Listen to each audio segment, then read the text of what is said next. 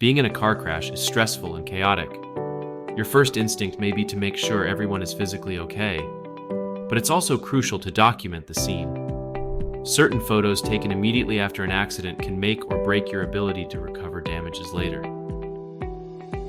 So what pictures should you take? First, photograph all vehicles involved from multiple angles. Be sure to get shots of the point of impact on each car. These will help establish the direction of force and which driver was potentially at fault.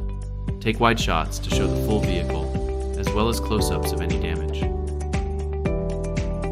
Also photograph the accident scene and surroundings. Capture any skid marks on the pavement, debris from the crash, traffic signs or signals, and road conditions.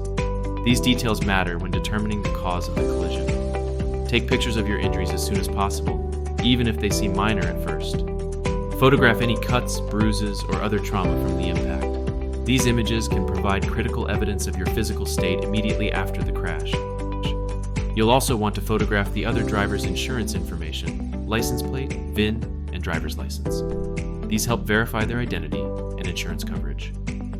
Finally, take pictures of any witnesses present. Their accounts could aid your case down the road.